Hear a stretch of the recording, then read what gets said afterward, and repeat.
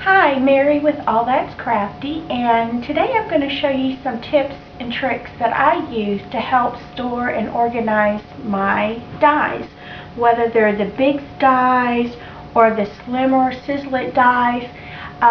This is something that I enjoy doing. Now, one of the things that prompted me to do what I'm going to show you is when this is laying on your table, you can't tell what die it is.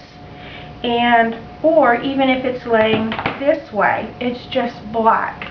So there's no way, if you've got several of these laying on your table, it's really hard to see what it is and to pick it out. Unless you sit there and pick it up and turn it in your hand where you see the label here. You know, and that just is more effort on your part. So what I'm doing is I'm actually cutting down the labels that they come with to fit on here and using my Xyron machine, and I'm going to show you how I do it, to place the labels right on top. And I've got some that I've completed earlier because I do this to all of mine, and I've been saving these to show you how I do it. But this is one of my Tim Holtz on the edge dies, and as you can see I've trimmed it down to fit, and I've run it through the Xyron machine. And now this label is always on there. So no matter where it's sitting, I can tell very quickly in a flash what die that is. Or when I'm flipping through my dies, I don't have to find that one edge that has the label. It's a picture and you can see it. And then the other thing I do is I purchase the whole size label sheets. I think they're either 8.5 by 11 or 8 by 10. But you can get them at the office supply store, and it's a solid label, and I cut it to fit the foam part of the back of the die, run it through, and then I pick out the pieces that to remove so you know where the cutting edge is.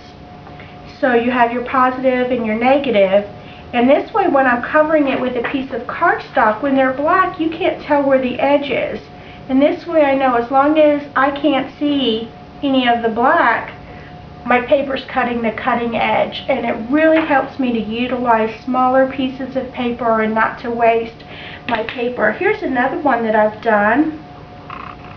This is the owl, and this is a Sizzix Bigz die. So I did the label on the front, used the paper on the back, and then I plucked all of them out. So now if I just need the heart, I can cut a piece of paper, and as long as I can't see that heart when I'm putting it down, I know my heart's going to get covered. There's not running it through and, oh, I missed a piece of it. And you can really section it off and cut out the pieces in the color coordinating paper that you want. Like this one shows several different layers of different pattern paper to create the owl. So let's get started. First thing I'm going to do is grab my paper trimmer and my ruler and measure this, and then cut this down to fit. So this is actually 5 3/8 by 5 7/8. So I'm going to grab my paper trimmer and cut this label down to 5 3/8 by 5 7/8, and I'll be right back. Alright, I'm finished slicing this one or cutting it, and actually sometimes what I do is I just go, as long as I know it's going to be the right size for gluing on top of my Sizzix, I will go ahead and just cut it just below the description here, and just on either side of the number of the die and the little flags up here, and because that has all the information that I really need. And then I do like to use my corner rounder because the dies cut, and I think it helps to keep it from getting pulled on, you know, little pointy corner. So I'm going to light that on there, and that actually will work just fine. If I wanted to, you know, you could trim a little bit more, but it's really not necessary. So I'm going to run this through my Xyron. So let me pull this out of the way. Here's my Xyron machine, so let me put it where you can see it. And we're going to run this through. Now this is a little bit bigger, but I think it'll be okay. It's going through just fine.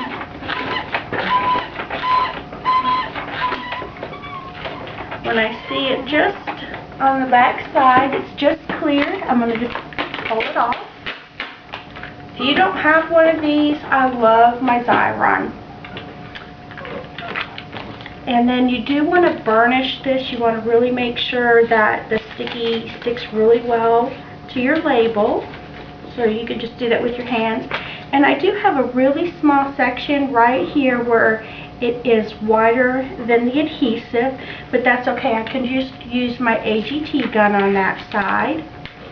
So what I'm going to do is, I want to show you how I do this, because I do a pretty good job of getting them really straight on my die, but you just want to know where you want to place it on your die.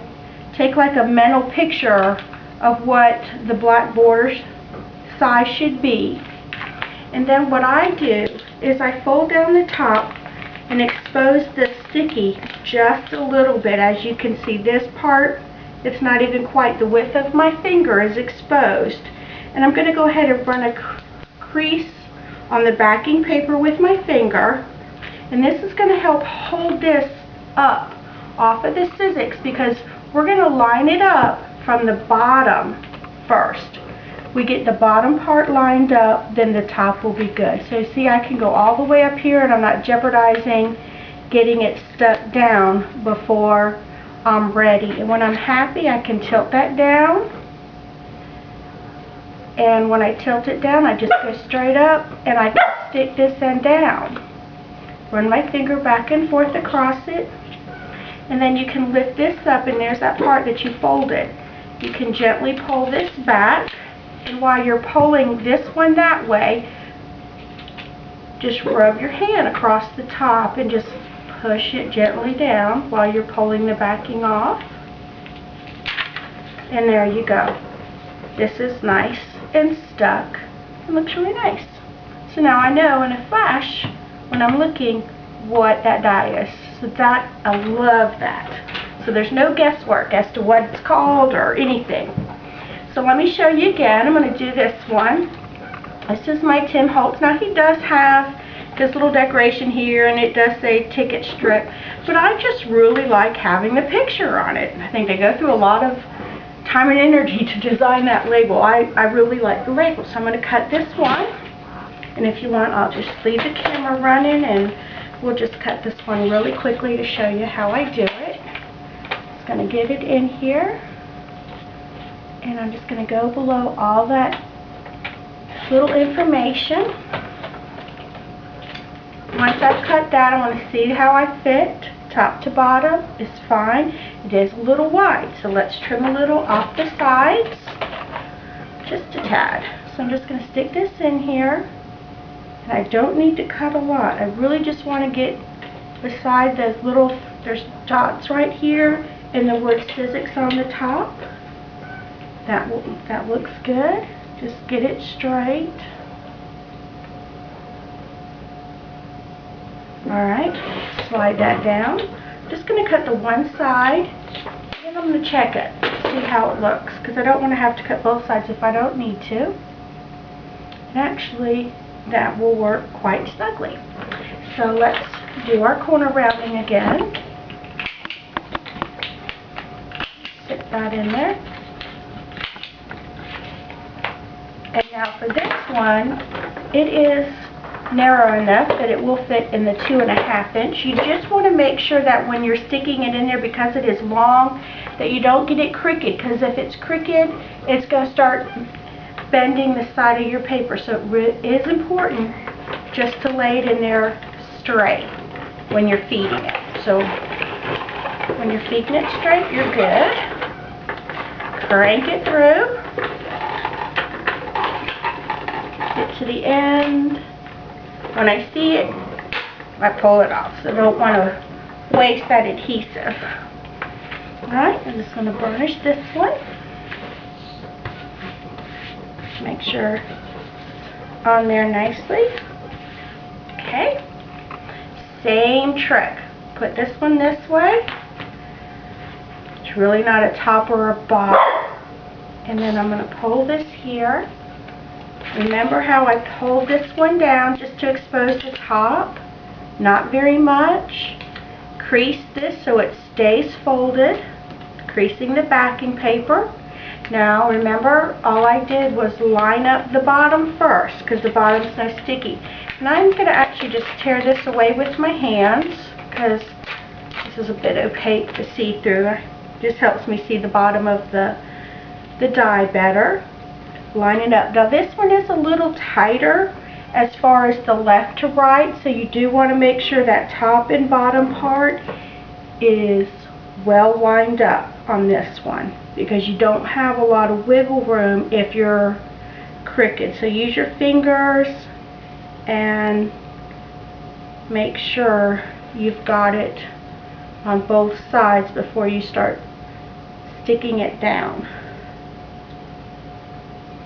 because you don't have, if you wanted to create more wiggle room, you can, because you could just trim the die a little bit. But I think I'm good. So keep your fingers crossed. I think I'm good on this one. Pulling it up just so I can get this piece. And here I go, just pulling back on the piece on the back and gently pushing the top down where the sticky is. And there you go. I have my label now on my Tim Holtz ticket die. There you go. So, alright. So the next thing I'm going to show you is how I actually do the back of the die. So I'll be right back. Hi, I'm back, and I've pulled out the shipping labels I was telling you about. Now these that I have found are from Avery, and you just get them at an office supply store. And see, it's a full sheet label, and this size is 8.5 by 11, and I got 25 in here. And I honestly don't remember what I paid for them. Sorry. But anywho, I do keep all the scraps in the same envelope, so this is actually just a scrap piece. And what I do is I measure my die, and then I'm going to cut this label to fit completely over the die. So once again, we said, what was that, 5? This is actually, this side measures a little bit different. This is 5 1/4 and 5 3/4, because there's a little bit of an edge around the outside of the die. So let me get my trimmer. And I said 5 1/4 by 5 3/4. So we'll do the 5 3/4 first. And if it's just a fraction smaller, that will be okay, like a 1/16 of an inch. That'll give you a little wiggle room on that, so that will be fine. And then 5 1/4, so I'm just going to go a little bit smaller, because none of the dies cut that close to the edge. You don't have to have it the entire width. Okay, so I'm just going to line this up, check it out, make sure I'm good again. Kind of funny that way, I double check before I go sticking things down, and then you go crying. So once again, corner round. Okay, see that I'm good. Make sure if I don't like something, I can give it a little trim, but that's going to be perfect. So I'm just going to turn this over. Now this one, depending on where you've cut it, you're going to have different parts to pull off the backing. So I've rotated it sideways because my adhesive's over here. I always like to put the non-adhesive side down first. Line this up. Make sure all the non-adhesive is good, and then when that's nice and straight, run over your hand where the adhesive is. Then I'm going to pull this side up, grab this backing so it can start peeling off, and same thing, just run my hand over it, put it down, and I've covered the back of the circle. But now let's grab the big shot.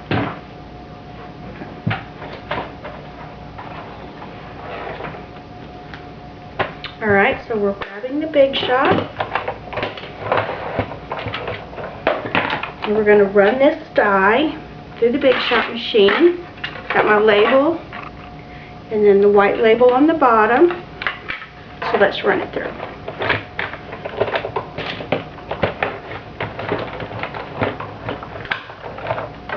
What's great about this is if you need to run it a second time, it's easy. But you can see it's cut? Okay, so let's move the Big Shot out of our way.